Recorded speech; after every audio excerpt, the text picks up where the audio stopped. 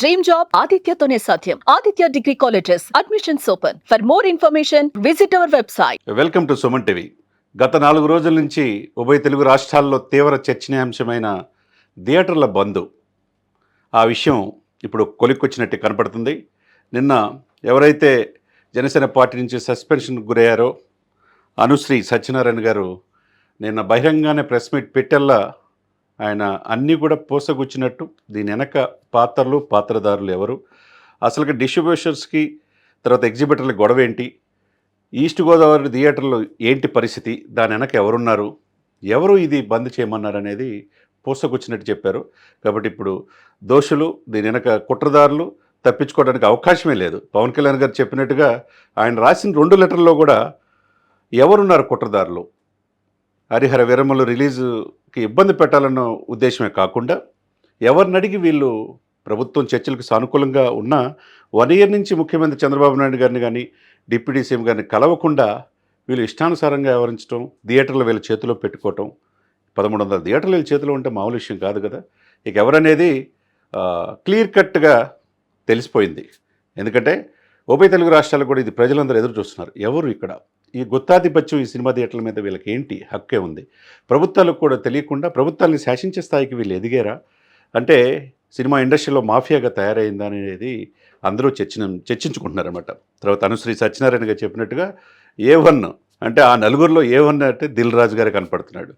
మరి దిల్ రాజు గారు నాకేం తెలియదు అని చెప్పి జనసేన మీద నెపవేసి తప్పించుకుందామని చెప్పి చూశాడని చెప్పి అంటున్నారు.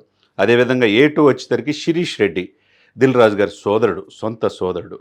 ఇక A3 వచ్చేసరికి దగ్గుబాటి సురేష్ అంటే సురేష్ ప్రొడక్షన్ అధినేత, అనేక థియేటర్లు 600 థియేటర్ల పైన వాళ్ళ చేతిలో ఉన్నాయన్నారు. ఇకపోతే A4 వచ్చేసరికి సునీల్ నారంగ్ అని ఏషియన్ సినిమాస్ డిస్ట్రిబ్యూటర్. అంటే ఇప్పుడు క్లియర్ కట్గా అర్థమైపోయింది ఎందుకు ఈ ఊబిలో నేను చిక్కోవటం అని. అల్లు అరవింద్ చాలా తెలివిగా దీని నుంచి బయటపడిపోయాడు. ఓన్లీ ఆంధ్రప్రదేశ్లో 15 థియేటర్లు ఉన్నాయి, తెలంగాణలో 1 థియేటర్ ఉందన్నారు. అయితే దిల్ రాజు బయటపడలేని పరిస్థితి. తన సోదరుడు అసలుకి తొడగొట్టి చెప్పాడు శిరీష్ రెడ్డి జూన్ 1 నుంచి థియేటర్లు బంద్ చేయాలని చెప్పేసి అనుశ్రీ సత్యనారాయణ గారు చెప్పాడంటే దాన్ని బట్టి అర్థం చేసుకోవచ్చు. నేను నా దైవంలాగా భావించి నా దేవుడిలాగా భావించే పవన్ కళ్యాణ్ గారి సినిమాకి ఇబ్బంది పెడతానా, నా రాజకీయ జీవితం నాశనం చేయాలని దిల్ రాజు పూనుకున్నాడు. వాళ్ళ తమ్ముడు శిరీష్ రెడ్డిని సేవ చేయాలని దీంట్లో అనుకున్నాడు. కానీ నేను కోర్టులో పోరాడతానని చెప్పి చెప్తున్నాడు.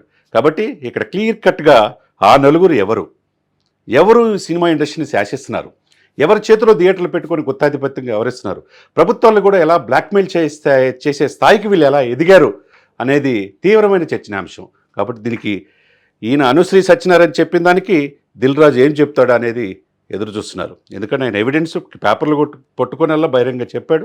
అదే సమయంలో ఒకవైపు కందులు దుర్గేష్ ప్రభుత్వం తరపున ఎవరు దీని వెనక్కి కుట్ర అనేది ఆదేశించారు. హోంశాఖ సెక్రటరీ దాని మీద జరుగుతూ ఉన్నది.